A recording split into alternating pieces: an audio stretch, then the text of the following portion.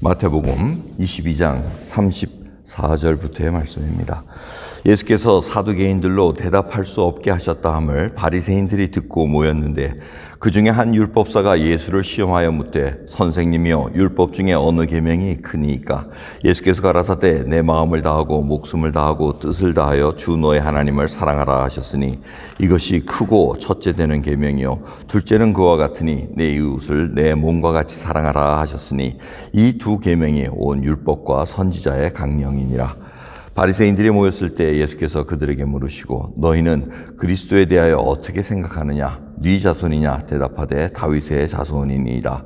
가라사대 그러면 다윗이 성령에 감동하여 어찌 그리스도를 주라 칭하여 말하되 주께서 내 주께 이르시되 내가 내 원수를 내 발 아래 둘 때까지 내 우편에 앉았으라 하셨도다 하였느냐? 다윗이 그리스도를 주라 칭하였은즉 어찌 그의 자손이 되겠느냐 하시니 한 말도 능히 대답하는 자가 없고 그날부터 감히 그에게 묻는 자도 없더라. 아멘.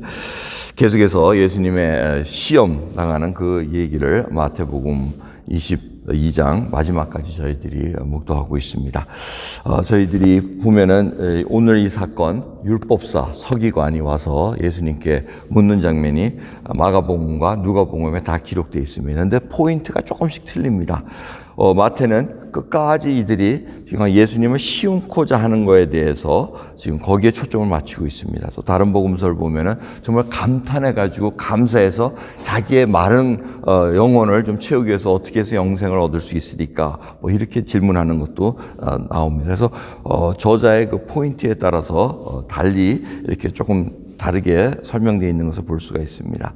하지만 중요한 것은 지금 마태는 이 율법사 서기관이 예수님을 시험코자 해서 그 시험에 의해서 다 6월절 어린 양 흠 잡는 거 거기에 다 연관되어 있다고 말씀드렸습니다. 그래서 마지막에 46절 보면 이제 감히 그에게 묻는 자도 없다. 시험이 끝났다. 흠이 없다는 것으로 딱 결론이 나버립니다.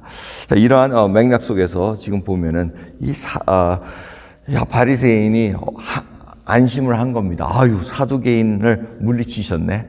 부활 논쟁에 대해서 한마디로 딱 끝내버리셨네.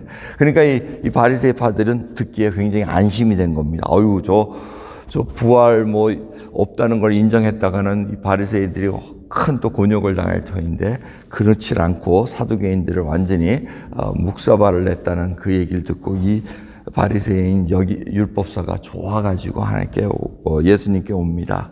그러면서 이제 자기의 또 똑똑함을 드러내면서 예수님을 시험코자 하는 질문이 뭐였습니까?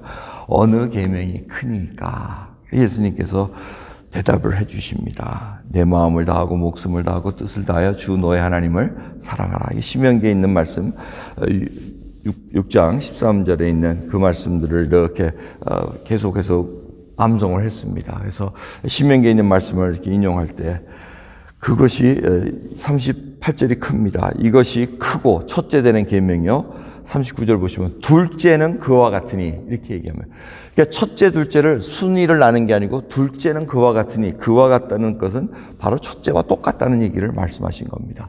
그러니까 이게 상하가 있는 것이 아니고 하나님을 사랑하면 당연히 이웃도 사랑하는 것이 그것이 다 한 묶음이라는 걸 알려주고 계십니다. 저희들이 이걸 잘 생각해야 됩니다. 하나님을 사랑한다면서 이웃을 사랑하지 않는다? 이거는 하나님의 계명을 온전히 지키지 않는 것입니다. 그렇기 때문에 하나님을 사랑하고 이웃 사랑은 하나님들의 똑같은 큰 계명으로 보고 계시다는 사실. 그래서 내 이웃을 내 몸과 사랑하라 이 얘기를 했을 때 다른 복음서는 어떻게 하면 누가 내 이웃입니까? 하고 묻질 않습니까? 그래서 선한 사마리안 얘기가 나옵니다. 왜? 이 율법사가 자기의 차등을 줬기 때문에 자기는 하나님을 사랑한다고 굉장히 우월감에 가지고 말씀을 경좀 쪼개듯이 준비하고 알고 얘기했지만은 결국은 이웃은 사랑하지 않았다는 겁니다. 그것도 자기 유대인끼리는 사랑했을지언정 이방인은 사랑하지 않았다는 것을 주님께서 또 이야기를 통해서 알게 또 만들어 주신 것을 볼 수가 있습니다. 그래서 오늘 말씀을 보면은 정말 하나님께 사랑을 가진 것 중요합니다. 그래서 이 율법사에게 다른 복음서를 보면 뭐라 그럽니까? 네가 하늘나라에 멀지 않도다 이렇게 얘기합니다.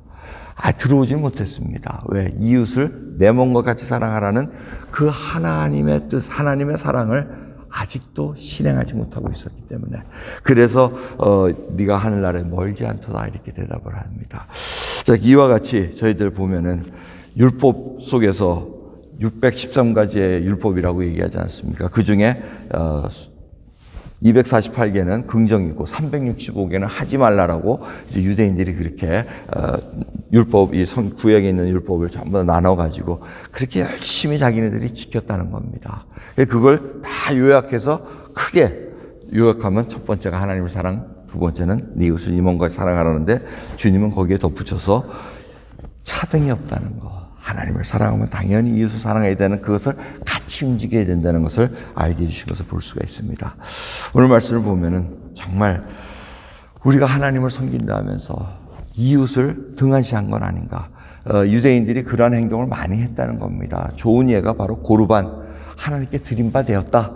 그리고는 부모 모시지 않으려고 그 있는 물질 아까워서 그냥 그거는 자기 써먹으려고 나중에 드릴 것도 아니면서 고르반하고 정해놓고는 부모님도 못 만지게 만드는 그러한 일들이 하나님 보시기에는 이웃 사랑하지 않는다는 것입니다. 이 모든 맥락을 볼 때 우리의 삶도 하나님께서 지금 감찰하고 계시다는 것.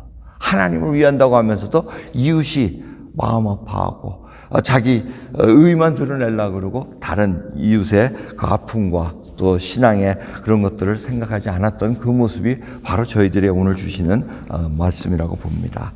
오늘 정말 영생을 바라보는 저희들에게 정말 하나님 앞에 온전한 종으로서 순종하는 자로서 오늘 귀하게 서기를 소원합니다. 기도하겠습니다. 하나님 감사합니다. 오늘도 귀한 주님의 말씀 속에서 저희들이 흠이 없으려고 얼마나 애를 씁니까? 하지만 흠이 있을 수밖에 없다는 죄인이라는 것을 다시 깨닫게 해주시면 감사합니다. 예수 그리스도가 아니고서는 저희가 후원을 얻을 수가 없고 주님이 아니고서는 하루도 살아갈 수 없다는 거. 주님이 아니고서는 저희가 주님을 사랑할 수도 또 이웃을 사랑할 수도 없다는 것을 다시 고백합니다. 주여 주의 사랑을 부어주셔서 진정으로 이제는 일관된 삶으로 신앙과 또 우리의 삶이 나눠진 것이 아니고 일체되어 하나님의 영광을 드러내는 저희들의 삶으로 인도해 주시옵소서. 감사드리며 우리 주 예수 그리스도의 이름으로 기도드렸나이다. 아멘.